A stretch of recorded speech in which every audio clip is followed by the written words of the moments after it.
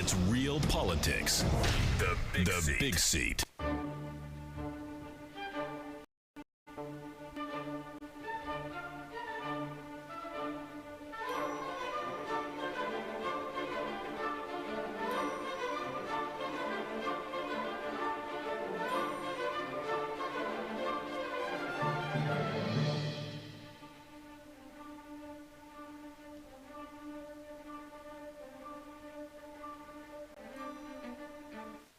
Minutes past 9 o'clock, the 14th day of October 2023. Welcome aboard the Big Set on Western Uganda's biggest radio station, 91.2 Cruise FM. Good music, good friends. We are on air and online on www.cruisefm.com/stream and on Cruise TV, where you can be able to catch the visuals, watch everything that is happening here on Plot 12 Muti Lane, right in the land of milk and honey, Mbara cities where we are at. Good morning. My name is Wesi Gebanyaji. For the next about 2 hours up to 11 o'clock, we are going to be discussing matters human rights violation. There is a new report that was released by a couple of lawyers, network of public interest lawyers, that is implicating the militarization of the police force for the rise of the human rights violations. With me in studio is the RDC Fumbara District, Mr. Ime Katera, Council Bwenje Deus Didit, who is a lawyer, and Honorable Jordan Mjisha, who is the Vice Deputy President, National Unity Platform in Western Uganda. Let me give you a recap of the week before we get into our topic of discussion, which I have already put on our social media platforms, so you can be able to join the conversation there. I'll be able to read some of the feedback. But later on in the show, you'll be able to call in on 752-912-912 and 780-912-910. West Gibanaj is my name. Let's get into it. Now, yesterday, the First Lady, Janet Kataham Museveni, addressed the National Youth Convention at Kololo Independence Grounds, where she rebuked use of family planning among the school-going children. That I also concur with her. Family planning should be strictly a preserve of families and women in marriage, but not school-going children. Now, Norway is set to close its embassy in Uganda in a process that is meant to create reforms in their foreign service.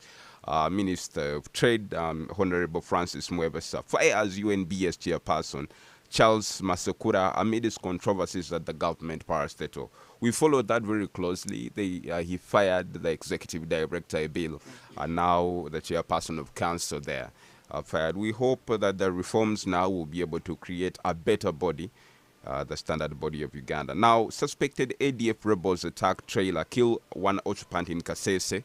The hunt for the ADF is on in Eastern Congo, and we believe from the briefs of His Excellency the President, this group that is creating a lot of death and destruction in Kasese and the Rwenzori sub-region will be squarely dealt with. Now, Speaker accepts a replacement of Honorable Semju Nganda with Yusufon Svambi as the new FDC parliamentary whip that we followed closely. Uganda marked the 61st Independence Day celebration that was held in Kidgum district, so we are 61 years old now as a country. Now, plenary was suspended over Zake video defaming Raka Human Member of Parliament Juliet Chinyamatama. That has caused a lot of ripples in Parliament.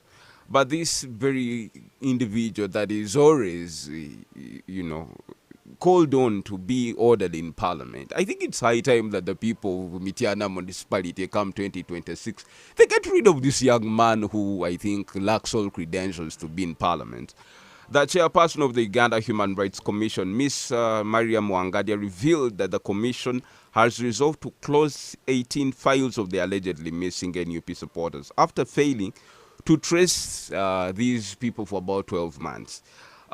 If you're following world events, the war between Israel and Hamas is on. A couple of people that have been injured, and accounts of people that have died, including women and children. We stand with the people of the innocent people in Palestine and the innocent people in Israel for that war. But we call on for the respect of the law, even within the midst of this war. Welcome, Honorable Jordan Mjisha. Say hello to the listeners before we get into our topic of discussion. Thank you. Good morning, listeners and viewers these days. Yes. Indeed, my name is Jordan Mjisha, as you have introduced me.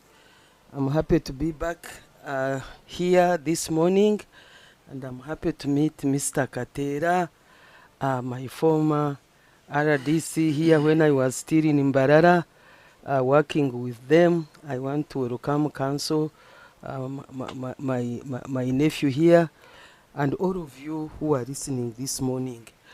I just want to mention about independence that we have just had. Uganda now is as old as I am, 61 years old. But when you look at a structure of a 61-year-old human being, you see progress and transition, and then going backwards as one progresses or advances in years. Now similarly, Uganda at 61, while the country would have been celebrating achievements, development, good roads, good hospitals, education, name it, good life in Uganda, like I see anywhere else, wherever you go, Ugandans were being arrested, others beaten, others maimed, and one wonders what kind of independence celebration that was. So good morning, listeners. I am here. I know Mr. Katera has already started eyeing me because I'm touching the apple of his eye. We shall be able to discuss more. Welcome, welcome, Honorable Jeremy Shah. Yes, Council Wenja, good morning and welcome to the Big Set. I'm fine, and the pleasure is mine. I want to start off by expressing my condolences to the people of Palestine and Israel who have died. Actually, the families of those people who have died since 1948, when the state of Israel came into existence. And I want to emphasize that just a few days ago, the Prime Minister of Israel stated that every Hamas member is a dead man. Now, that is that in law is a notice of death. And so I want to encourage and advise all the Palestinian people, Hamas or not, to defend themselves, to arm themselves, because they have an inherent right to defend their existence as human beings. And I want to be emphatic that as long as there's no peace in Palestine, there will never be peace in Israel.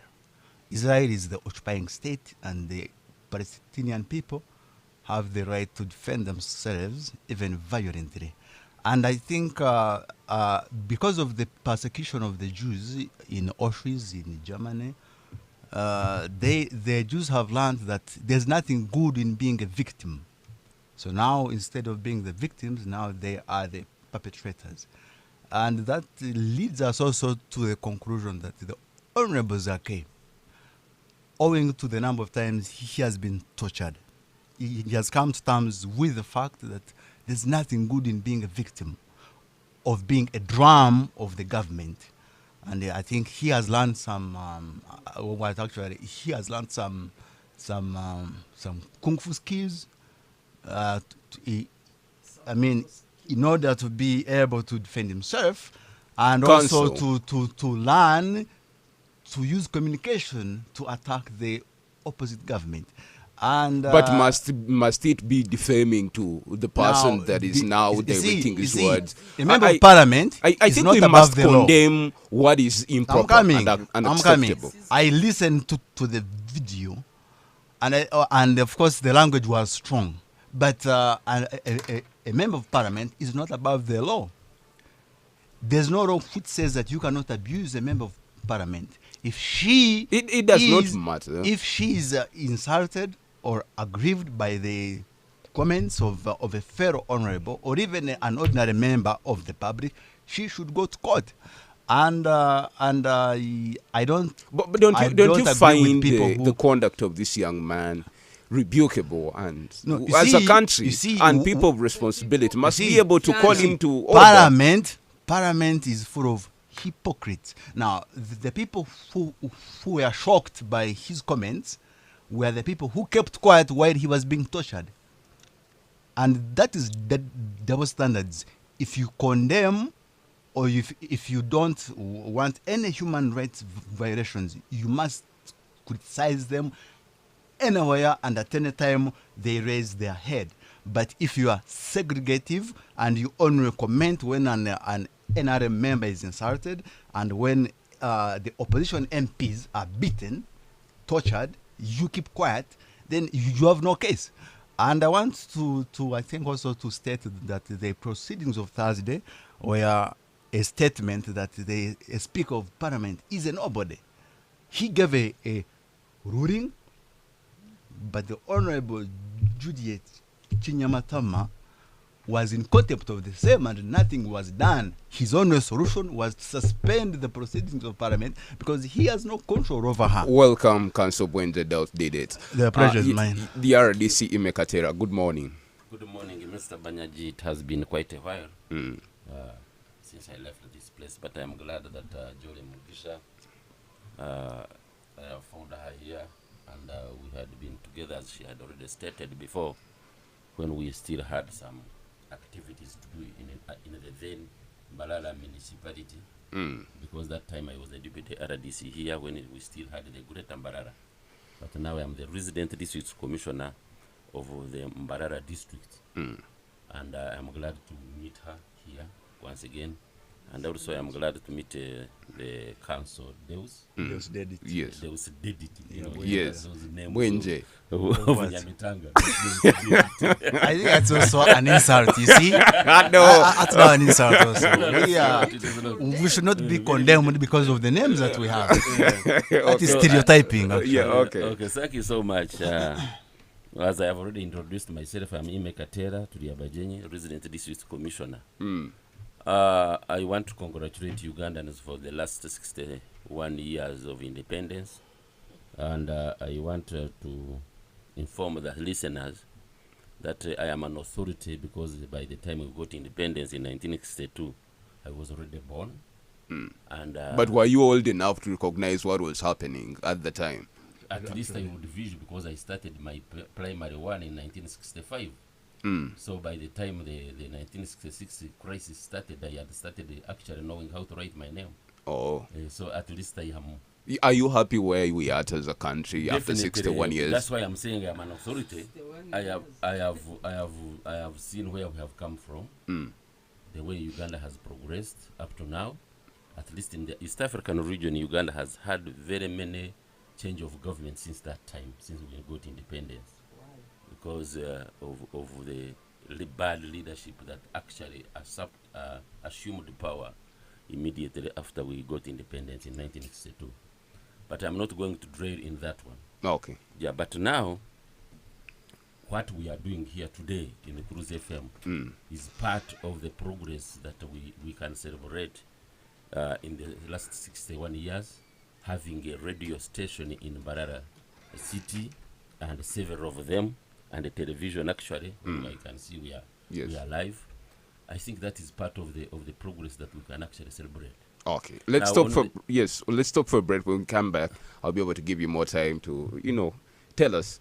The big city is on Western Uganda's biggest radio. My name is Wes Gabanyaji. Let's come back after a very short commercial break. Good morning. It's tough. It's bold. It's real politics. The Big Seat on 91.2 Cruise FM. Great music. Great music. Great friends. Great friends.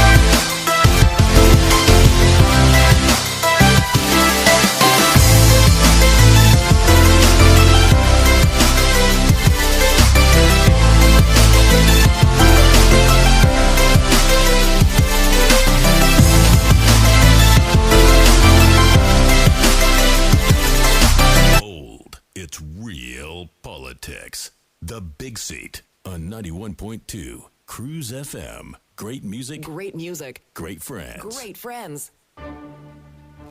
We are back. It's 24 minutes past 9 o'clock on Western Uganda's biggest radio station, 91.2 Cruise FM. Great music, great friends. The Big Seat. My name is Wesley Gebanyaji. Good morning, and I want to welcome our online audience from wherever that you're catching the show. All the way from Johannesburg, if at all you are, and in Cairo, all these places across the African continent, in London, in the US, in Israel, or in the Gaza Strip, if at all. We want to thank you so much for keeping it close with us. And we're going to be talking about a very important topic here. With me in studio is Honorable Jordan Mugisha, who is the Deputy President, National Interplatform Western Uganda. Council Wenje Deus Dedit, who is a lawyer. Now we have Council Wilberforce Sinde, who is a lawyer, and Honorable Imikatera, who is the Resident District Commissioner, Mbara District. We want to thank you, ladies and gentlemen, for joining us this morning. You can be able to join the conversation online on www.cruisefm.com and on Cruise TVs, where you can be able to watch everything that is happening here. But on Facebook, 91.2 Cruise FM, I put a question on our topic of discussion this morning. On X, that's on Twitter, 912 Cruise FM. Go like, follow, comment, give us feedback. And definitely November Love is in the corner. So brace yourself for the best celebrations as Cruise FM marks 12 years of being the biggest in this region. Again, my name is Wesley Gebanyaji. Our topic of discussion this morning is on the militarization of police vis-a-vis whatever's been happening with human rights violations and reports that have been made by a couple of NGOs and organizations that has been implicating the military and police for generally abusing the rights of Ugandans. Now, the network of public interest lawyers came up with a report that was, saying police is literally doing whatever that is doing because it has been militarized. I think the first IGP that came from the military was Katumba Wamala. And now we saw Major General Muzei Sabiti as from the army. Yes, General Karike Hura there. We have so many of them. Let me start with the victims. When you see... We are not the victims, we are survivors. You're the survivors. Because if we accept to be victims, of course the police will walk all over us like they are doing. But you see, there is no law that stops His Excellency the President from appointing any other person from anywhere to lead the Uganda Police Force. So do you think it's even right to say the police is no longer as civil as it should be because it's headed by military officers? Listeners, at NUP, our complaint is not about who is heading police or whichever institution, because the constitution of Uganda was abused by those who made it. They gave power, all the power in this country, to appoint all heads of institutions, all heads of parastatals, the army, the police, including Bank of Uganda, and to head all the blades and all the monies of this country to the president, to whoever would be president. But the little conversation I've had with several of those people who were part of the constitution-making process thought that the man, Mr. Museveni, was sober. I am using that word, and the lawyers will correct me. They thought that he had Uganda at heart, and that at one time he would be able to relinquish that power which they gave him to another Ugandan who would, steer the country ahead. So our complaint is not about who is heading Uganda, but as other Ugandans, and of course you have already called us victims, we see that the act of bringing in the military to head, Uganda police, whose mandate is to protect the life and properties of Ugandans, and, to be civil, and then to detect crime and be able to prevent it, has turned into, a fighting ground.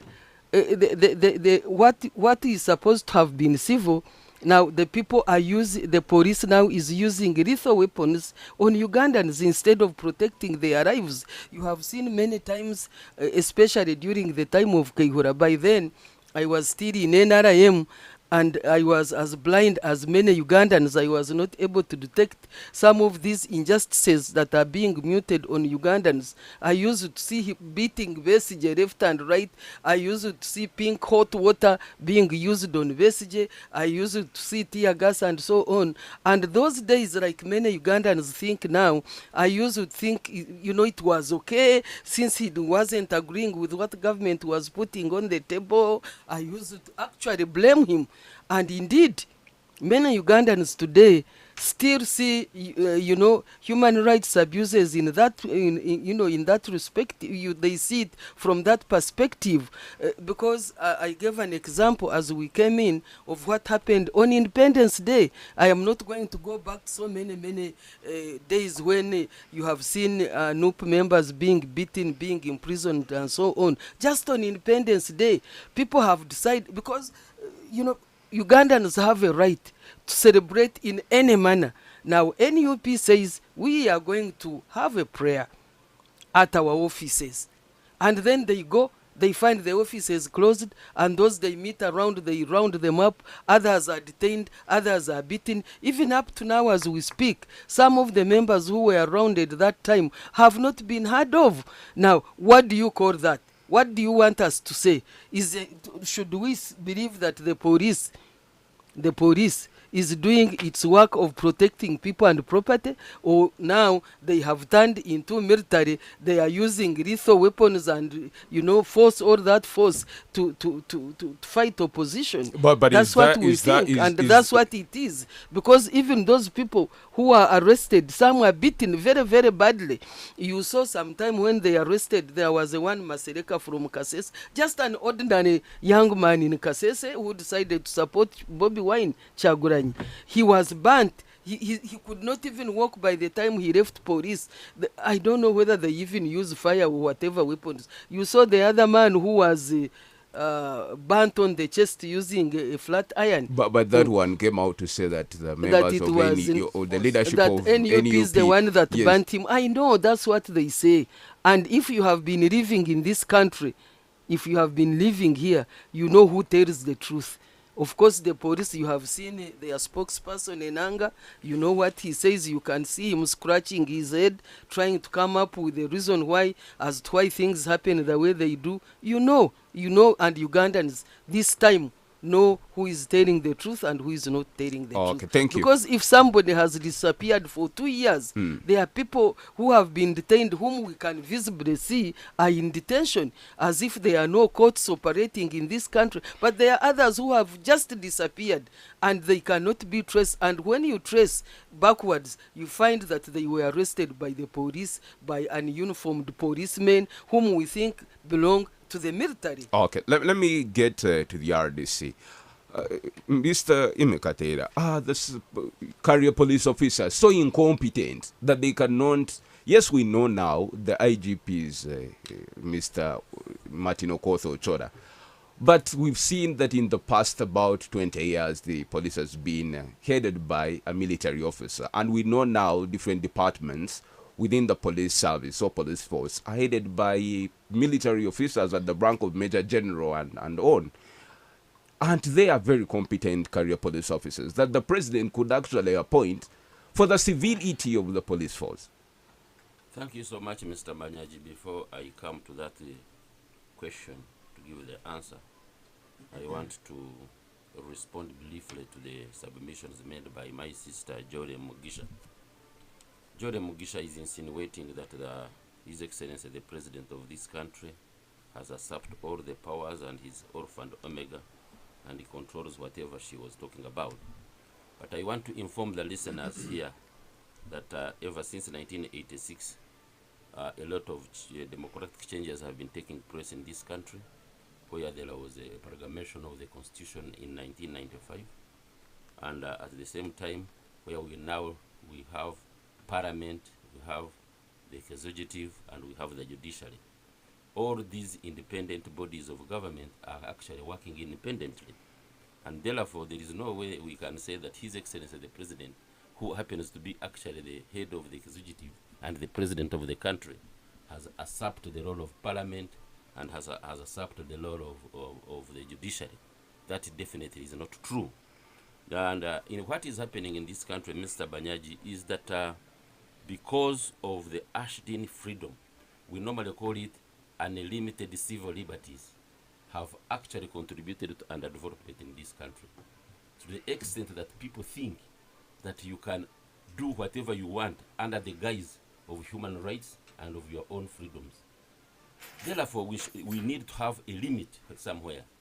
And this is where we have a divergence with the NUP members, the likes of Jordan Mugisha, of where they think that they can do anything they want. For example, Jordan Mugisha coming here and even talking whatever you have been talking, in my view, Is that a privilege? it is a right. No, Yeah. first wait. It's That's not a right. favor. Okay, that's what I'm saying. It's not a favor. Those are It the is a rights duty. I am saying she's enjoying. I am saying those are the rights that nobody I can say that Is I've this given it to you. government radio? Okay? So now, that's why I'm saying. Yeah, that- and she's asking you, this is and not a Is government this radio. a government radio station that you are giving me a privilege to come Or here? even it's not the bedroom, the bedroom of the president. Yes. Oh, Oh, when you yes. were talking about, Yes, when you were RDC. talking, I was quiet. I said, Yes. Because an when you say unlimited- wrong, I will intervene. unlimited You know that. civil liberties have contributed to underdevelopment in Uganda here. And that's what I was trying to. For example, now, as you talk that about when they were submitting, it is as if Uganda is on its deathbed. That's exactly what she's talking about. But I want to bring the attention of the listeners of this country that Uganda as a country, as we look at it right now, why do you think all the Congolese, all the Rwandese, all the Somalis, all the Southern Sudanese are all running to Uganda for as refugees? And how many Ugandans are in those countries surrounding us as refugees? Because those people who are running here are being attracted by economic opportunities, security opportunities, and the rest. So when we Ugandans come here and castigate our own country just under the guise of human rights and freedom of speech, in my view, this is not very fair. When we come to the issue of Zake, I have been telling the people of Kashali that the moment we don't prevail over our generation, especially the youth, and we empower them economically, and we have the majority of market players, and they grow as redundant youth and market players and gamblers, at the end of the day when we go for the election, they will elect one of their own. That's exactly what the people of Metiana, the mistake they did. You just don't get a type of a character of this person, and he ends up becoming a member of parliament representing you. In Runyankore, we have that what you sow is what you harvest. What the people of Metiana did is what actually we are. No, first wait. Is what we are. I'm not taking your. I'm not staying. And the people of Mitiana complaining about their member of parliament, have they complained to government that they are badly represented? When we are talking of people of Metiana, it is relative. Which type of people? Of The, course, that's why the I'm- voters in Mitiana, Yes, and are I they am saying, complaining? what I'm saying, the moment this country will leave it, that the majority becomes market If they players drop and- to you and- one no, first morning, if we the majority of Ugandans are market players and gamblers, automatically that is the member of parliament they will elect. So if the majority of Mitiana at the time, if the majority of Mitiana people in Mitiana municipality at that time were this type of Zake, those are the voters. So for us, I don't think any reasonable country, any reasonable, in fact, my comrade here, the lawyer, I think they have the norms of how they behave in courts of law. When you see this type of a Zake and you call him a honorable member, you go to somebody's constituency and you just vomit whatever you do, not knowing the consequences of whatever you have talked about to your colleague. Now, on the issue of police, Mr. Banyaji, is that His Excellency the President has all the powers is the commander-in-chief of this country. In other words, he controls all the security organs of government, including the army, police, and the rest. But the question we should now ask is not about the personality who has been given a responsibility of command, but what that person does with the command. And in my view, if the new people are complaining that some of their excesses are being regulated by the police, and now they come up with militarization, because let's look at the behavior of the NUP members. The NUP members' behavior deserve an equal force to neutralize. Because the moment you become more aggressive and more militaristic, definitely you deserve the response of a military type of force. So our police force is being empowered with to meet and neutralize the prevailing challenges being brought by the behavior of NUP members. You cannot go on radio and mobilize 1 million people to go to an international airport to receive what they call their president. What is wrong with that? And then you expect, remember, we have business, sensitive business at the airport itself. Along the airport, people are in production. Those the 1 million people, these are the people we are trying to change their mindset into production. You want to make them redundant for the 2 days while chanting that they are receiving their president, while they are actually trampling on other people's human rights along the road, along the streets and the rest. So the government, for example, if they curtailed that type of thuggery that was going to be meted along the Entebbe road, what have we lost as of now? This is the peace we are enjoying today. We didn't lose any person, we didn't lose any property, and we do. That's what we are talking about. What exactly were we going to gain, Jore Mugisha, on that day that we are regretting that we, as a country, in terms of progress and economic empowerment, that we lost on that day? We're stopping for break. When we come back, more into the discussion on Western Ughanda's biggest radio station, 91.2 Cruise FM. Great music, great friends. Let's be right back. It's tough, it's bold, it's real politics. The Big Seat on 91.2 Cruise FM. Great music, Great music. great friends. Great friends.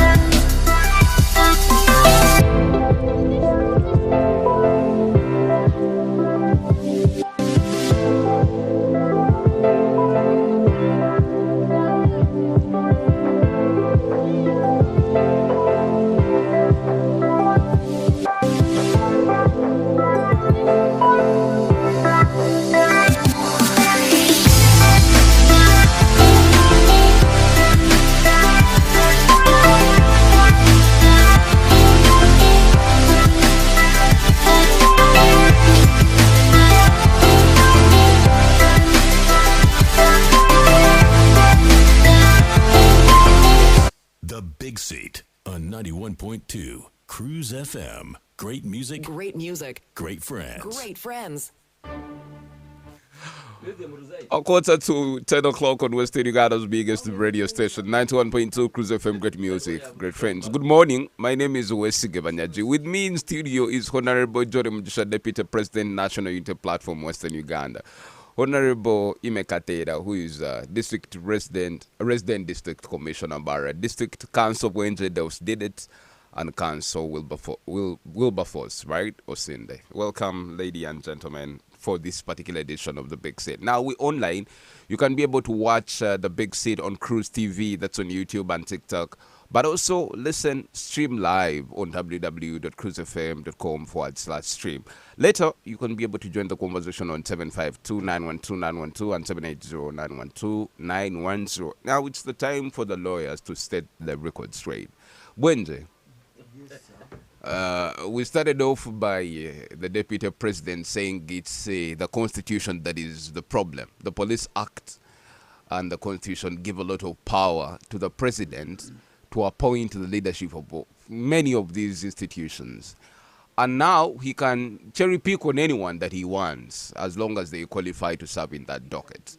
Don't you think that the problem starts there within the law that enables the President to do this noble duty of appointing leadership in these institutions? Thank you so very much. In the 61 years of nothing, we cannot, all Ugandans here cannot sit here to hear you say it's 61 years of nothing when Chamgoran Road is being constructed and finished. You see, something is either everything or nothing. There's no middle point there. Yes.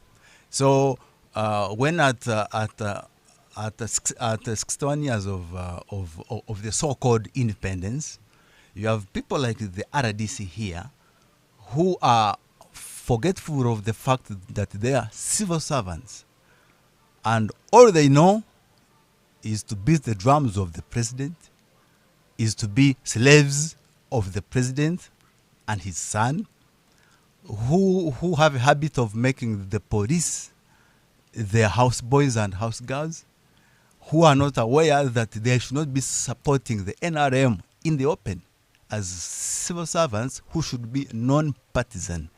Then how can we say we are independent?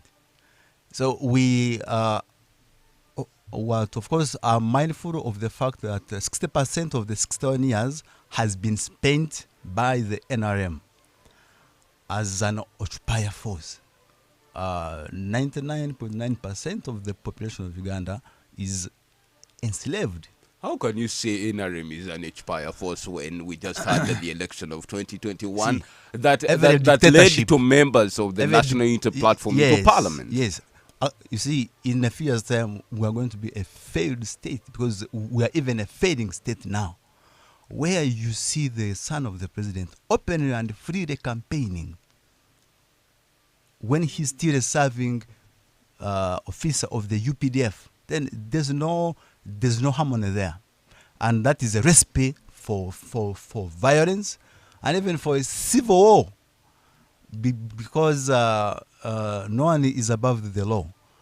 I want to also to state that under the Constitution, the President of the Republic of Uganda has the discretion to appoint anybody as the IGP, and he can even appoint one of his own daughters as an IGP, and maybe accept that the position of the IGP is a public office, but the militarization of the same, I don't think is because of the fact that there's no experienced or attested officer from the police force who can ably perform the functions of an IGP. Of course, I'm mindful of the fact that under the Police Act, especially Section 41G and 41F and 91G, the police force it has to be empowered to perform the functions of a military force. So even in the constitution recognizes that the police can perform the functions of what of a military force, but that per se doesn't mean that the police should be under the siege of the UPDF. The police force, what as I know it, it is so incompetent. It is so underskilled, under-equipped, And now and intentionally that, so. that justifies the position of the law in allowing the president to appoint any person as long as they are qualified to head the police force. Yes, so, I mean, he can appoint, but also he has the cardinal duty under the constitution to develop the police force, because the functions of the police are not the same as those of the Uganda Prison Service or even the UPDF. So the objective of the president is not to weaken the police force. It should be to strengthen it, to be able to perform its functions under Article 212 of the Constitution, not to make it weak and to make it subject to the orders of UPDF officers. Of course, I'm also cognizant of the fact that what I think there's a weakness in the mind of the President of the Republic of Uganda. He tends to think that every person who is working for the government must be a soldier. And I think that is a very bad mentality. Okay. Yes. Thank you. Let me bring in Wilbrod here. Wilbrod, welcome to the Big Set. But most importantly, you now as a lawyer, you could help us understand how better can the law be improved to make sure that first because we have a whole chapter in the Constitution on the Bill of Rights. And there are so many provisions on how rights of human beings, especially Ugandans, must be respected. The report says now the problem is where the president is appointing people from another institution to go and do a lot of operations strategically in another institution. And it's creating all these human rights violations we're seeing by the Uganda Police Force. How way to do it? Should we now repeal some provisions in the law, or simply adhere to what is present and we go by that? Well, even those that are appointed from within their own profession are incompetent, as said by my land colleague. And I have listened to the discussion of RDC and of the colleague here, Deputy President of NUP. Yes. To me, the law has no problem. It is only the intention of the lawmakers and the players to enforce this law that have problems. One, if you look at the Constitution, it provides for this right. As you said, we have the Public Management Order Act, we have the Police Act, we have the Human Rights Enforcement Act, and other international instruments within Uganda.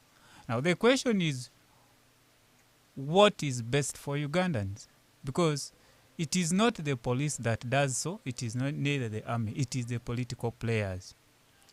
We have what we call rule of law and rights and freedoms. These things are very hard to differentiate in practice, but theoretically they are there. The law has provided the basic they would make. Now, you have a police officer being sidelined to only stand behind a certain political figure as bodyguard, and you deploy a soldier on police duty to keep peace and order, which is very hard. From the nature of training of what you mean by a soldier is to kill. Any information, they will get that information by inflicting pain, and you have seen it over time. The last time I saw Honorable Bob Wine started from Arua now to Entebbe and all those. Now, the question should be, is how do we have the institutions to streamline the following? One, we have Uganda Human Rights Commission. How powerful is this? They just made a declaration just recently that they cannot account for about 18 members that had been brought before their commission to investigate for over 12 months. They can't trust this. Because the people with those they are looking for are the police and the military. And they have done it, or they are doing it on order of someone. So we have failed as a state and practitioners of these rights to differentiate between political interest and the rights of freedoms we are talking about. I have no problem with who is appointed to head what, but do we have the system? Have we leveled the ground for this person to perform his or her duty? Because the last time the head of human rights publicly told the public that, I have nothing else to do. My hands are tied. That means there is someone that must do something for her to do something. Now, we are in a state of 61 years of independence, if it is there anyway. I don't want to go into political things. Now, the institutions are really failed institutions. That one we have no doubt, because we have no respect of rule of law. My colleague here, the RDC, today it might be this side because they are singing certain song and you are singing certain song. All these people are working towards one goal. You and them are working towards that free Uganda, that you can move to into a radio station like this. We speak what we feel it is right, and it is not closed the following day. That's what they are looking for. And if you're feeling that we need to share power, sharing power, we don't need to bring everyone on board. You can choose, because the little politics I know in Uganda, it is, as you said, it is card play. You can call whoever you wish and you say, from the next day, you're going to be the chairman, else one of this. And that will happen. Now, the same time, you will allow me to express my dismantle with you when you say Honorable Zake and the members of Parliament and Mitiana should not have been. It is bad, because the same thing Honorable Zake said against woman MP of Chinyamatam caused that. Now, we shouldn't go there. The quality of people we make or we appoint is the quality of the state you have. Okay, let's stop for a break. When we link up in the second hour, I'll be able to open the line so that you can join the conversation on 752-912-912-178-0-912-910. The big city's on West Gabanyaji up to 11 o'clock. It's tough. It's bold. It's real politics. The Big Seat on 91.2 Cruise FM. Great music. Great music. Great friends. Great friends. If you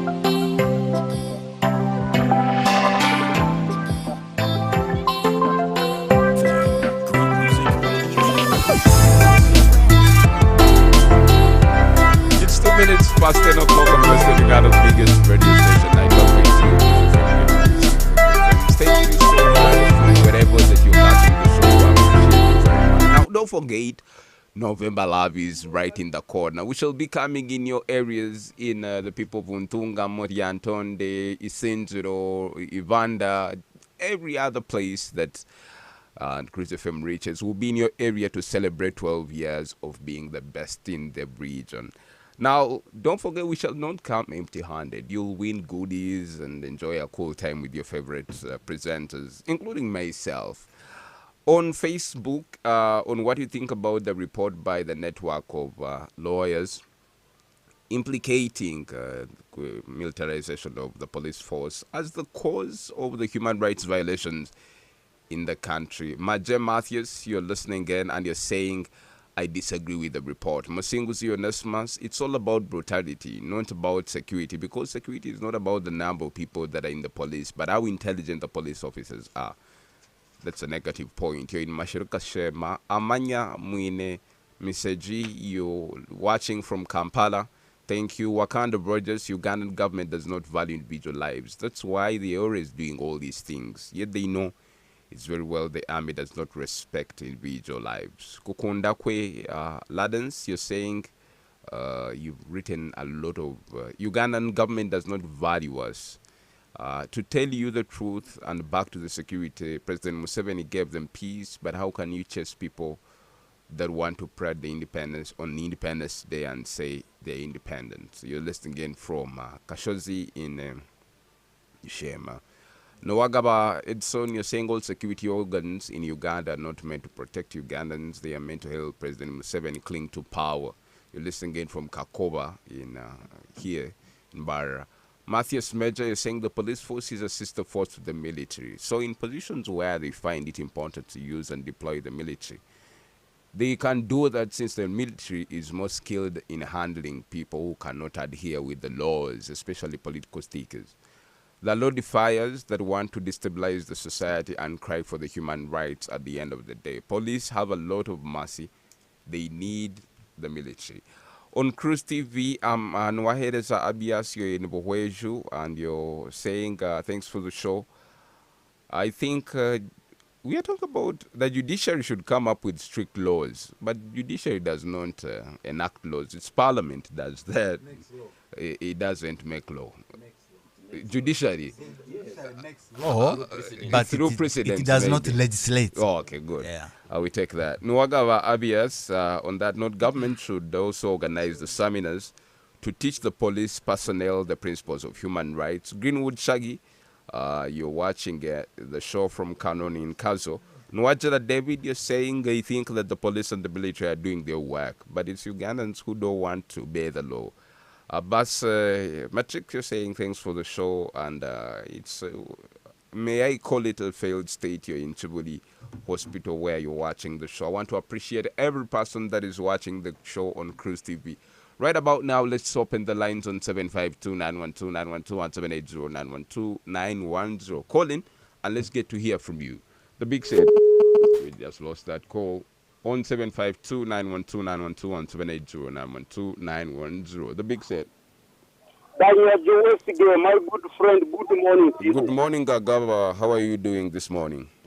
We are extremely fine and we are doing very well. Now, to the matter, now this RDC Imekatera, with a due respect, those are the cat family. You know, these cat family are also wild animals, which also live in bush. But once they decide to eat other animals, also which are wild animals, they eat whichever they need. So in Uganda, that's how they do. They do as cat family.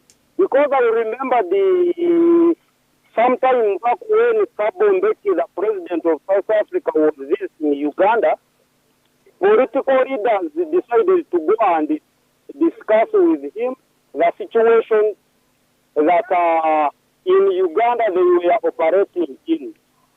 There is a policeman who was slapped, Major Barandera Ranga, who was slapped by Colonel Dick Bujingo.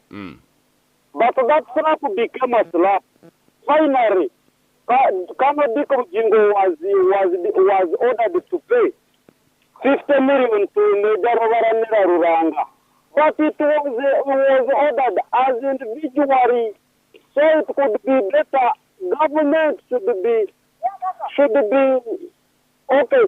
Government niyo bakubira nibashashuza konka kutari kugira ngo umuntu ashashira ko umuntu akuba n'abatumirwe kuri n'abatumirwe government ni mujumanya nibakuba mutumire bakubira no panishinga Museveni is overruled. Okay, thank you so much, Agava. The big seat. Good morning. Speak a bit louder so that we can be able to hear. How are you doing, bro? I'm doing fantastic. How are you, Muhedeza? I'm doing great. Yes, to the matter. I am quite appreciative for the panelists that you have in the studios because they are also saying good words that actually motivate us from this thing that we are going through. So, Mr. Council, about this council, I mean about these security people, actually I see that they have actually not actually did their work in how they want to do it. Because you see that the security in Uganda that we have is quite good. Kuba braga ibitero kuba ni happening aho mu Uganda yitu barebanga abafite bakoze mu rwamani yakindi nibakubatera nk'abakutera cyo kushanga umuntu yija okoze ngo mu rumo omushango braga ukoza kushanga umuntu yanda kutera policeman kandi ekindi kishuka tukwata sente tukabashashura kashuma bakwata bakashashurwa government braga. Thank you for the show and the panelists. Good morning. Thank you, Muhedeza. Good morning. On 752-912-912-178-0-912-910. The topic this morning, we're talking about a report that was made by a network of public interest lawyers on militarization of the police force as a cause for the human rights violations in the country. On 752-912-912-178-0-912-910. The big set. Good morning. Turijesha niwe ndio anatena nikubona na teromu katafari ba kansi mara DC area tugambira anabantu bona barumu konka nibagira akasinde nokeha kwa bantu babanze be akasinde bareke ko samani akwate surte waje umbana ne kurumba ebare muno. Thank you so much. The big set. Hello, Banyanji. Yes, good morning, my friend. You've been very lost, sir. I lost so much. I have too much job. Okay, Madilu. Madilu hima. Yes. Sasa Banyanji. Salamia madamu higa hapo. Yes. Sasa katika kavumendi. Kavumendi wile watu wenye wako chini ya president ndio wanaumiza nchi, sababu wanachukua vitu kiholela, wanaharibu jina ya state, wanaharibu jina ya president na wale wengine ambapo hawahusiki. Na upande wa polisi ndio wana create problem mingi sana kwa prison hakuna maneno, lakini polisi anaongeza maneno kwa maneno mpaka ule mtu anafungwa 10 years 15 years. Kwa sababu gani? Sababu polisi anataka apate kitu kidogo alafu asukume na nguvu kabisa ya change statement. Unajua hao ndio wanaandikisha statement. Alafu hiyo statement ndio inaenda kwa church. Church naye anafuata hiyo, anafunga mtu bure. Natakikana police katika Afrika waende seminars ya kudili na watu ya chini sana. Alafu tena ya kumaliza wajameni, sisi Afrika iko na corruption. Afrika peke yake hakuna mtu anaserenda kutoka kwa corruption.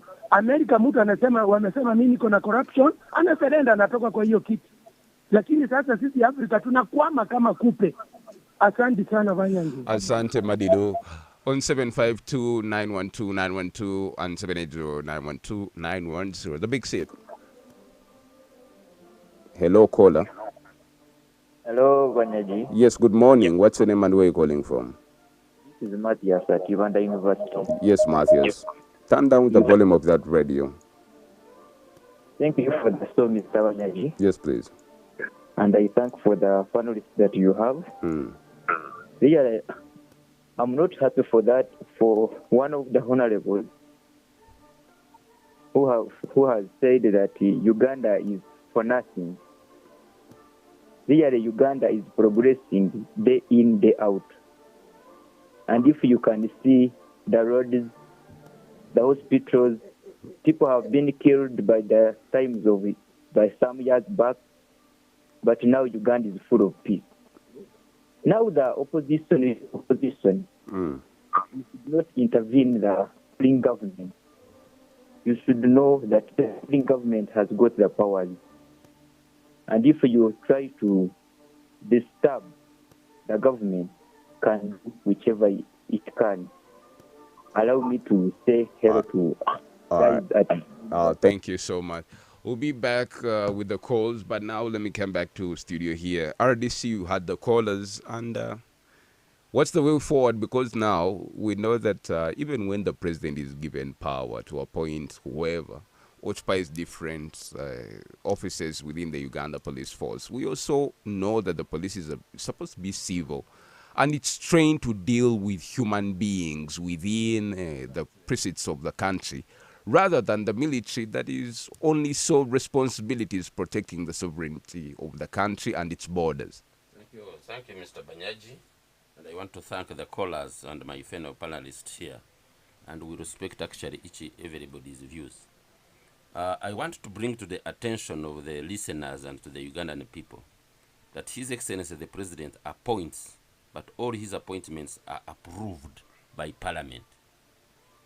Therefore, we should hold all responsibility if an appointed person by the President and was approved by the representative of the people of Uganda, that when we are blaming the behavior of an individual person, we should not actually apportion it to the side of the government or the appointing authority. So that's why actually one of the callers said that, and that's why actually the lawyers are here, that any person who creates or commits a crime, whether you are a security officer, you are held individually, not the government. So the law of the Vicarious liability does not come here now. And as I proceed, we need what we have, a problem we still have in Uganda, and which is actually one of the components. Some point of information a bit. Yeah, even under Section 10 of the Human Rights Enforcement Act of 2019, a person who commits who commits a human rights violation is personally responsible. That's right. So you cannot hide under the guise of government. Yes, very must good. Be held personally very responsible. Nice. Thank you so but much. That doesn't also take away the responsibility of government as the principal employer. Can I proceed? Yes, please do. Now, we have issue of mindset change. I'm looking at this young man, my comrade lawyer here, they will set it. You need to know what do we need as Ugandans and where what should be our focus. This government has put in place all the checks and balances of whatever is supposed to be done. For example, even the government, the committees of parliament, which are headed by opposition members of parliament, they are there specifically to put the government to check and balance. They are there to hold all those errant officers within the government accountable. They are there. Then secondly, we have, I want to agree with my comrade lawyer, what is your name? Osinde. Political players in this country are the problems. Especially you, the RDC. You see, these are the political players who mobilize the innocent youth in a confrontation with the police. They overstretch our security organs. And as I submitted earlier, the Uganda security forces will all use an equivalent force to neutralize. For example, if these people are burning tires, are destroying vehicles, are throwing stones, what would you expect the police force to do? It must use an equal force in order to neutralize, actually a better force than to neutralize that hooliganism. And definitely hooliganism is... Now that you brought to the issue of the accountability of the human rights body failing to account for the purported missing NUP members. We need to look exactly whom are we looking for. These are people whom the alleged, the complainants failed to produce the national IDs such that they can be traced where they are. In my view, these people might be non-existent. These were ghost claimants. They were saying someone existed when someone has never even been born. But when a So family now when you a family cannot comes look for, out, you cannot look for what has never been there. So you just they are using them to just only accuse government. so these That's people it. do not exist, Honorable What? Mr. RDC. Because if at all a family comes out and says our breadwinner has not been seen for the last 2 years and he was picked by members of security, what now should those family members do? Mr. If Banya- the report Mr. is made Banya- to the Mr. Human Rights Banyaji- Commission and they cannot trace the Mr. person, Banyaji, for then where example, does the let buck me stop? tell you, Mr. Banyaji, first of all, me, I lost my father, I lost my brother, I lost my mother. Now, I cannot come now and say my father was picked by security forces, look for him, when the man is long dead. Now, if they can provide evidence that at the time of the alleged being picked, they indeed were picked, okay, if they were alive, then because we are not going to discuss, we need to see the report Yes. of how the human body, rights body failed. I wish the report was here, such that we discuss page by page. And okay, so me, in my view, because I have already heard that some of the people they say they existed have never But been Mr. existed RDC, at all. don't you get tired of these reports that always come out and say the RDCs, the military, the police force are all involved in human rights violations? Isn't it something that you can now own up and say, For example, we've been wrong, and I think we need to Bwana clean Banyaji, up and have... Bwana Banyaji, Yes. I have been here longer as serving RDC. I served here in 2015, 2016, 2018, 2020 with Mr. Jorma. Can you tell me as an RDC the human rights I abused here? As an RDC. Sakatera, and I can truly confirm to that. You Yes, say- you did. Like what? What During did you do? elections, What did I do? you beat people, you imprisoned them. Yes, and they are. I mean, they were doing their constitutional right first of all, my mandate selecting is a leader of their choice, But- and you beat them. My role as an RDC Is to beat Ah, people. No, I am the chairman of the district security committee. And If are we you mandate- partisan? First, wait. Are you partisan? Mandated to create law and order. To keep But, law and but order. I think when By the way, let me tell you. Making partisan people like him to be chairpersons of the district security committee, because they are going to misguide the police to which hand but does the law opponents. say that an RDC must be partisan? Absolutely no. first- No. Mr. Servant. He's a civil servant. Yes, Mr. but Banyaji. what they do practically. Mr. Banyaji, Yes. this man I is, mean is partisan. a lawyer, as you have told Yes. me. Yes, he's a lawyer. Can he represent the interest of the government as a lawyer? Him, as you are seeing him, as you are seeing Interest him. of Yes, No. yes, he The can. interest of the Somebody- government are not No, the interests of the president. No, the government, can the government employ him to defend it in a certain case? This one, Yes, Yes. yes. he can't. He's already partisan. No. And now for you, So now let's proceed. Yes. Now, Conclusively. as the last caller has just said, Mr. Madiru, no, Matthias, Yes. whatever is happening, whatever you may be complaining about, the Uganda government, with all its institutions, we are ready to guard and preserve the peace we have managed to create. But can that be There's done no peace. within the confines what of the peace law? are You you see, talking Those who about? want to disturb the existing peace definitely will be neutralized. That one is an assurance, by the way. You cannot This is a person protect from the peace village which is not there. who is attesting. For example, right now, this morning, let's now assess the security situation in Mbarara, Yeah. where there is Just tell because me there's where calm. there is no peace. No. No, Absence tell me of where there is no absence of war does not mean peace. And who was the cause of Okay. war? Peace The is warmonger. relative. Who was the what if you are in warmonger? security this Cause morning? If you It's go security. What is to the security referral this here, morning? if you Yeah. go to the referral, people are on the floor. They don't have medicines. It's There's no just water. There's So no they don't power. have They are peace. not. That's not peace. You Children see, are not peace, in school. Peace How doesn't. do you Yes, shout peace does not mean the when, absence when of there war. are no No. medicines But in the Mr. hospital? Ime, When I have nothing to Let him eat, ask. when I have nothing to eat, I don't have peace. The Mr. Karamajonga are dying of Tuliabajanyi. hunger. They are begging on the streets of Kampala here. That's not peace. Now to get the answers. Yes. Talking Not of peace. referral hospital. Yes. The NRM Yeah, government. I think, let me tell you, the NRM government on issues of health. It is on record that in 1986 we were only 14 million people. Now you're Because 45. Now people have And produced. our priority has been prevention rather than treatment. Let's stop for a break. We'll be right And that's back. why our It's tough, it's bold, it's real politics. The Big Seat on 91.2 Cruise FM. Great music, Great music. great friends. Great friends.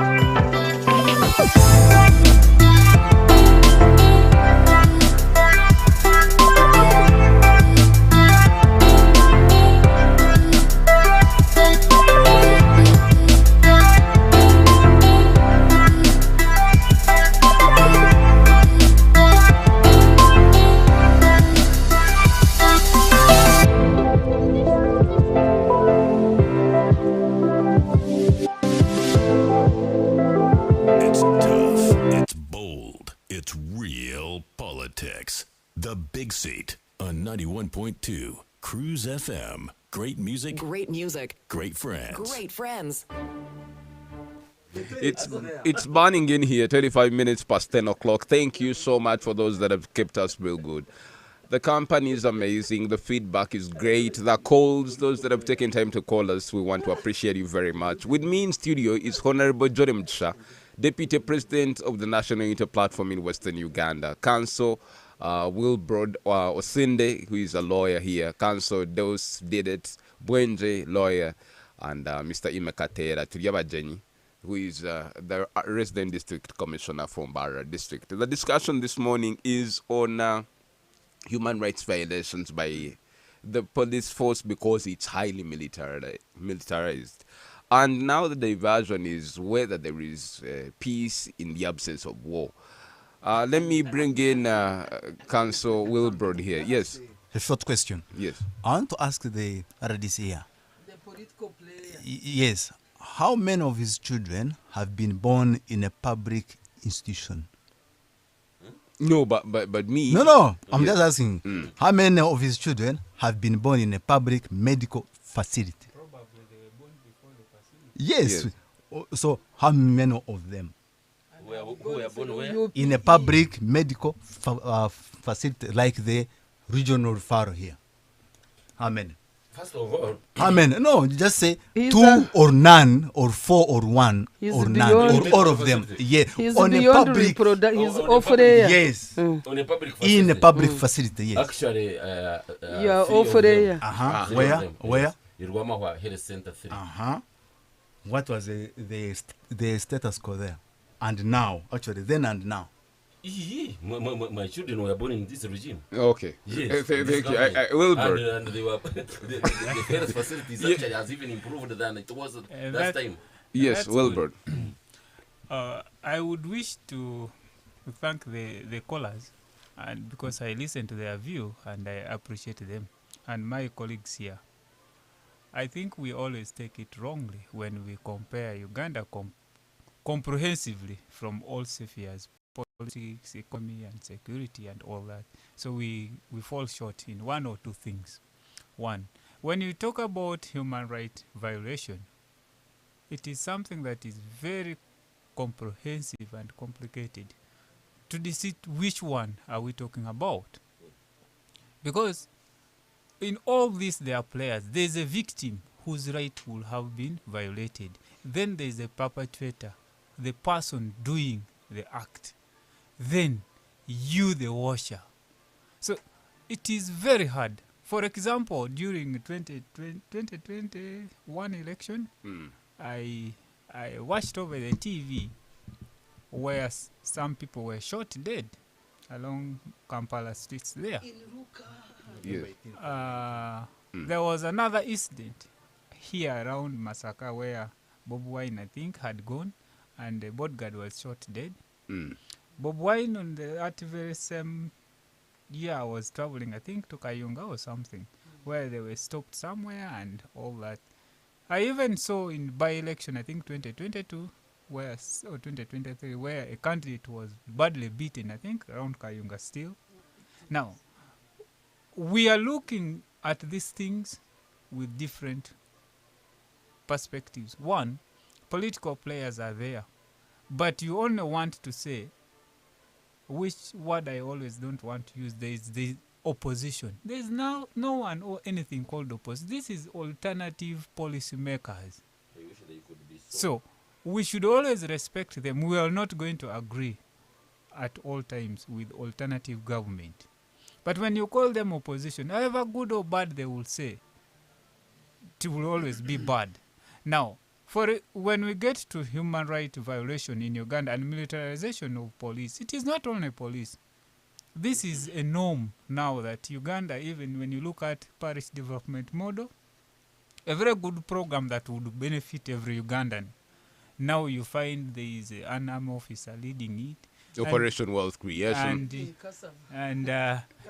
It's the military now building all different infrastructure. Yes, Karuma. Now, my question is, this is a fella who has spent the whole years in the bush shooting and doing this. They have no technical know-how of how to do these things. They might have been qualified by profession. I studied engineering and I ended up in military.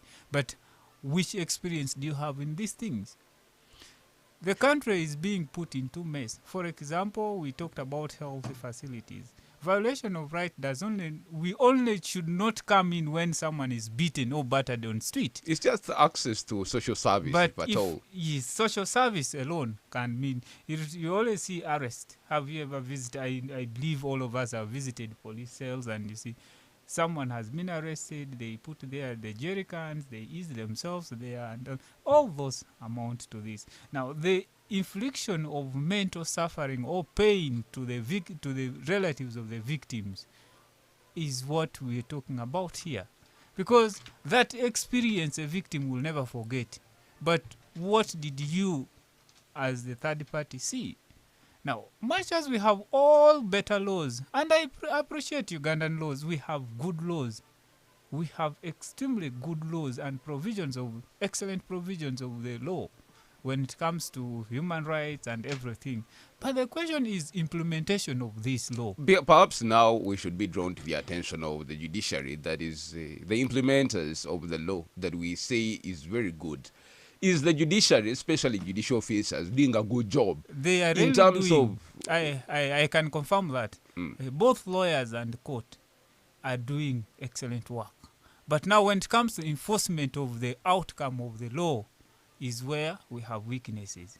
For example, any order of court now to be enforced must go through RDC.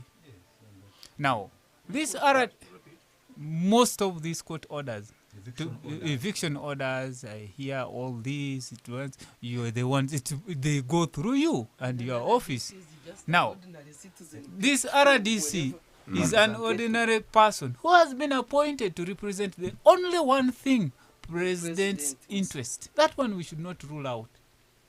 Because the president cannot appoint anyone that will not support what he wants.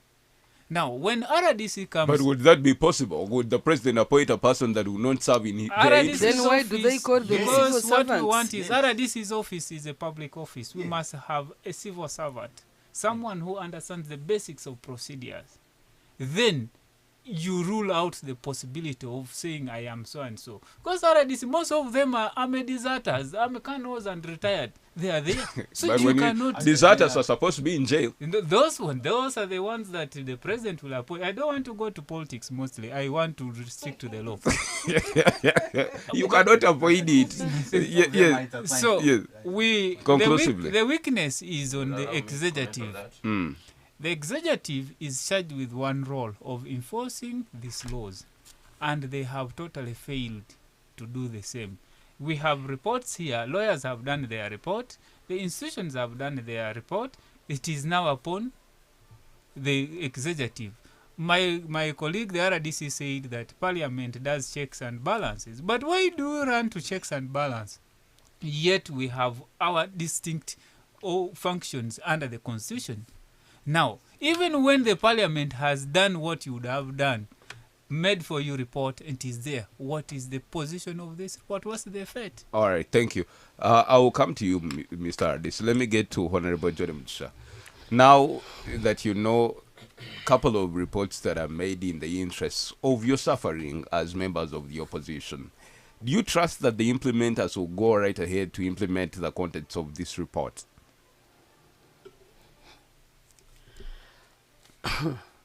I'm not new in Uganda, and many of my colleagues here, these are young people, but Mr. Katera is same age with me because he has said so. We know the fate of reports in this country. You know, Uganda gives lip service, but implementation is zero. Whatever they have talked about will end there. You know, I was thinking deeply when my colleagues were presenting, and I think that the topic for today should have been politicization, not militarization of the police.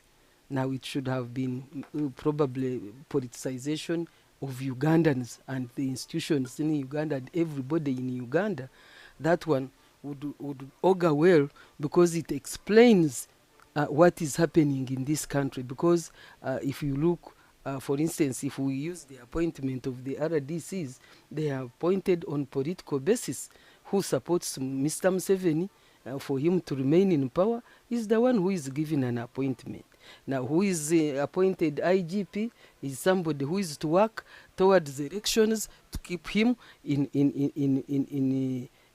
office for the last 40 years. So it should have been politicization of everything, and that is the disease we are fighting in this country. And unless God, no, let me not bring God, unless really Ugandans wake up and realize that the disease we have here is caused by the one individual, Mr. Museveni, who has decided to politicize everything, and he doesn't want to go away, and he wants to keep there, we shall not make a headway. I want to respond to a few points that the RDC here made. For instance, he was talking about Uganda being peaceful, a peaceful country, and that's why refugees are running here. I want to point out to Ugandans, and I'm sure many Ugandans know, that the reason why Uganda receives many refugees is because... But President Museveni has said there is absolutely no Ugandan that is in exile because of the conduct of the state. Yes. Ugandans are slaves in their own country. If you visit refugee camps in this country, the people who would have been refugees are the ones who are enjoying the fruits of this country.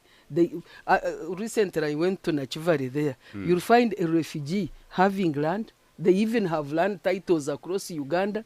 They are given. In fact, this very morning before I came, somebody called me from Kamwenje.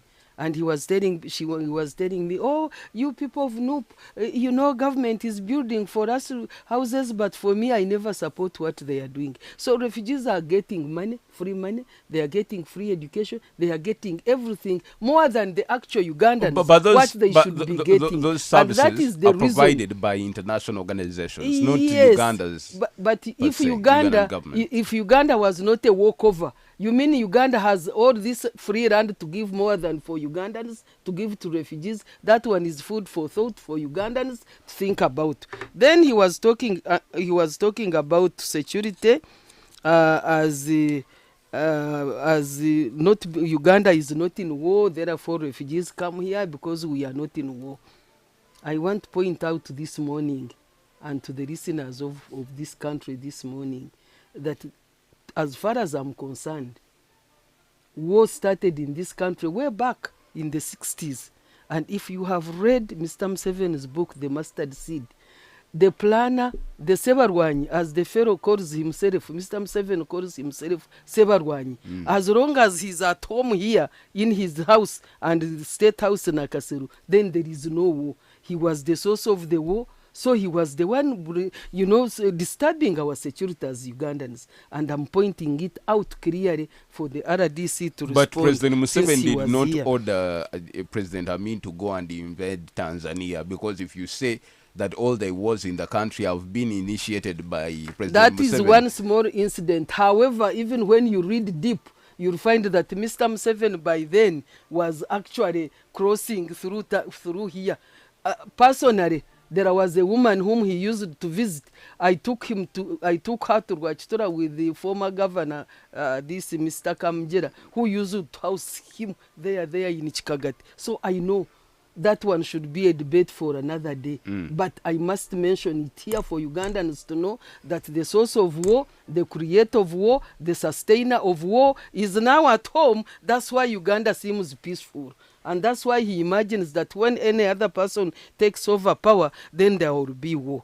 I want to talk briefly about Honorable Zake. Zake was born here, I think, during Mr. Museveni's time of leadership. He's a very young man. And you know, us Banyankore, we say that when you steal, when you rob, when you do anything bad, while you have a youngster on your back, you can rest assured that that one is going to emulate what you are doing. So what now, many Ugandans of this regime are like Mr. Museveni.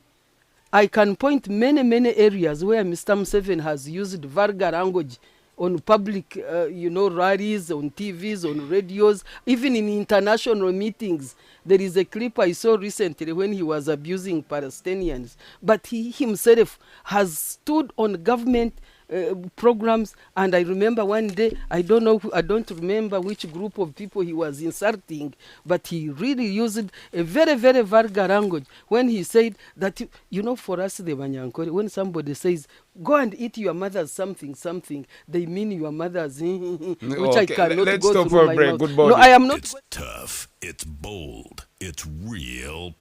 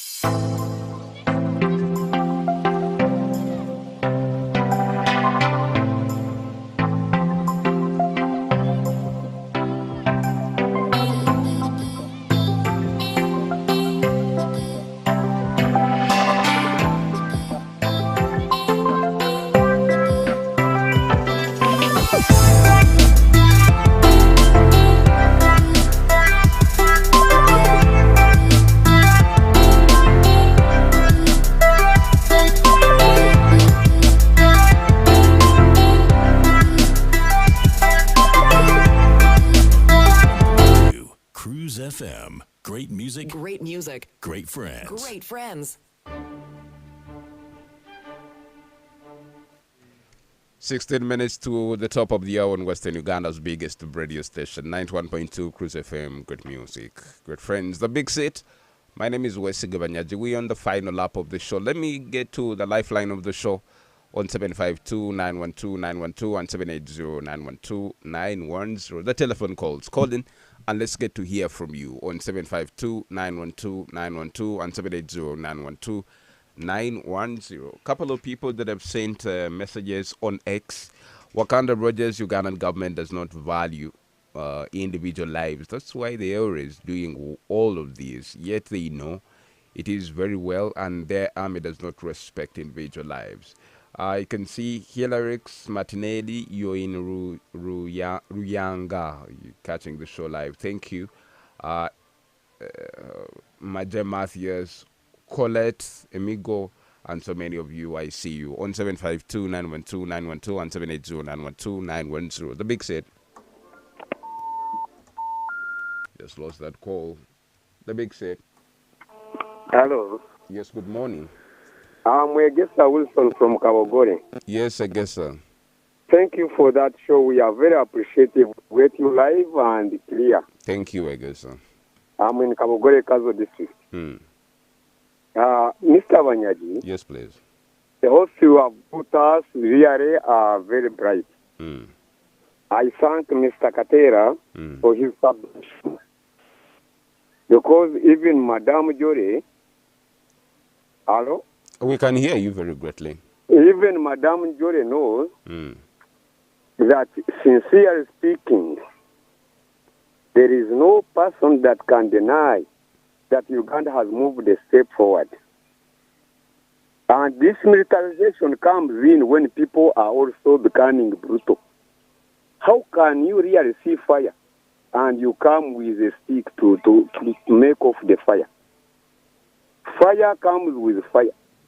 So if the new people want peace, let them also show that they are bringing us peace.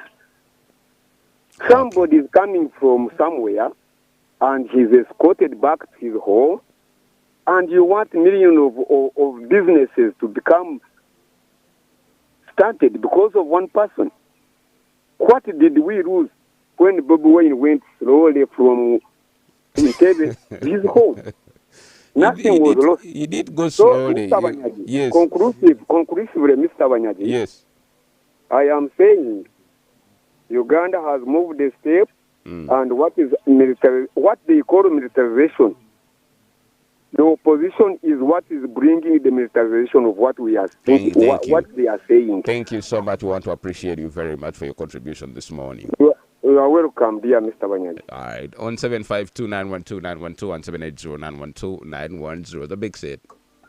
Good morning, Masiga Banyaji. Yes, good morning.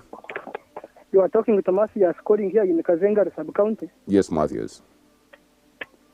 To go on the topic of discussion today morning, I disagree with Mr. Katata Jindadi Sambara. Yes. That he has disrespect the people of Metiana who elected Mr. Zake. Because Mr. Zake, the people of Metiana has saw that Mr. Zake can represent them in the Parliament of Uganda. Oh, okay. And I want to assure you that the time is coming where Mr. Katata Gebajenyi will be out of leadership and the new generation to come. Thanks for me, Mr. Jeremy. All right, we appreciate. Let me end this particular call. No, he just concluded. He thanked you very much. On 752-912-912 and 780-912-912, the very final call of the Big Set this morning. Good morning. Good morning, Mr. Wanyaji. Yes. This is Akampanya Joshua from Rwanyamaembe. Yes, Joshua. On a bigger extent, I would like to thank Madame Joy Msha so much. And again, you see Uganda at 61. We are supposed to be independent, like independent. So, Mr. RDC, thank you for your submissions, but then you need to have respect of order. All right, thank you.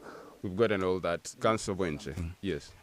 I want to first disagree with my land friend here, where he says that we should not be called the opposition, but just the alternative government. You see, the role of the opposition, you see, even under the constitution, which was amended in 2005 to establish the role of the leader of opposition under Article 82A, he's not the leader of the alternative government. Because the role of we who do not support the government is not to advise the government, is not to romance the government, it is to remove it from power.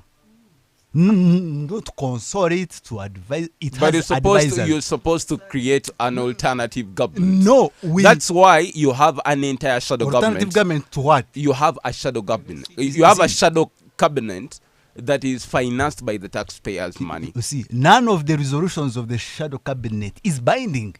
It is just mere waste of money. And then I want also to state that as lawyers, we are taught to speak. The police is taught to harmonize the relations among the people. But the UPDF or the military is taught to kill. So when you bring military officers in the police force, then actually you are either making the police force into a mercenary force as it is now, because now the police force is under the UPDF. It is dominated by the UPDF, which UPDF itself is dominated by the SFC. And when we lose focus of the point that we are in a country where we are under the enslavement of the Bahima Tus dynasty. That is not true. Yes. That is not true. Yes. That is not true. Yes. That is not true. Yes. No, it's not true. And it's on that point. We are captives. Okay. We are captives of a regime, of a cabal, of robbers. And so I'm still protected. I'm still protected. In a second, please conclude. Yes. Your time is fast spent. And I want to emphasize. I want to emphasize. Speak. You are the one who invited. I want to emphasize that in all our 61 years of independence, we are still slaves of the Bahima Tus dynasty. Okay, thank you. Thank you. Let me give you the floor, Bwana Radisi. Give me the floor. I can talk now. No, it's the RDC. Thank you so much, Mr. Banyaji. First of all, No. We should not go into sectarian utterances. But is it our fault? Somebody does sectarian let's and allow, then you complain somebody. Let's allow you. Yes, Wilberforce. Yes, Wilbur. My view is we are here on human rights and all that. Now, when we start to point people with tribe and religion, it is the greatest abuse of. They are right, and you should not victimize them because where they come from. It doesn't even matter. It is not. Okay, let's allow the RDC. Now, when my fellow panelists were talking, I was quiet. Not because I didn't have what to say. No. Honorable Jolie, let's allow we are not the going RDC. to, as my opening statement, and I want to thank Mr. Sinde, unlimited civil rights, in other words, unlimited human rights have created under development. For example, you cannot use these rights we have on this radio to promote sectarianism. And sectarianism under the penal code, it is an offense. And I want to caution this radio that it should warn. It should not be promoted in sectarianism by hosting. He should be able to apologize. No. Yes. No, Bwenje, please. It's the You RDC. cannot promote here and the talk of Bahima's. No. Please, let's have order. First of all, I want to tell you, for decorum. I'm not talking this because I'm not even a Muhima. You are talking about. Please, let's So not now go into the let's go to- diversion of sectarianism, one RDC. Yes, let's go to. At least you're the better than topic. that. I want to begin with the partnership development model, of which Mr. Osinde talked about, and he actually praised it as a very good program. And this is a program to address the rural poor, whom we are empowering with money, such that those who have been crying of poverty and having nothing to do, it is where we are beginning from with the government, empowering with money. However, the involvement of the wealth creation military officers, I want to inform the listeners that some of these officers are more qualified than you lawyers here. But at the end of the day, let's look at their role. There, first of all, one of the qualifications they have is patriotism. They love this country the way they love themselves. That is what, through their experience, ushering in all this we are seeing, this revolution, they have patriotism at heart. Secondly, their role is purely monitoring and administrative. There is nothing technical that they are required to do, because at the district level, we have technical officers like agricultural officers, like others. For their role is administrative, making sure that the people, the beneficiary of these inputs, have actually really received them. So now, the execution of court orders, why the RDCs are not supposed to be involved. It is on record, and I don't know whether you have been practicing in these courts, that some people have been forging court orders. And when a court order is being executed in a particular district, the court beliefs, the officers of court, require the protection of security, of which the RDCs are the chairpersons of the district security committee. So in order to have an orderly execution of a court order, the district security committee must address itself of the consequences of what that order is going to bring. An RDC or district security committee has never nullified any court order, for your information. The role of the district security committee is to verify the authenticity of that court order and provide security during execution. Actually, you lawyers should be very grateful for that role. Secondly, you have just actually mentioned it here that the role of opposition is to take power by capture power. Yes. And the role of the government in power is to preserve that power. As you are trying to by capture, whichever means. as you are trying to capture. No, yes, as you are going to capture using the force you are talking about. Any reasonable government in power must preserve the power not to be taken away from it, and that is the scaffold we are talking about here. But now we must also be adhere to the existing laws of how do we go to this one. I want to thank Mr. Igesa and I want to thank Mr. Matthias, who have appreciated what is actually going on. The Mr. Warwanya Mahembe, I didn't understand you when you said that I need to be respectful. I'm respecting these honorable members present here.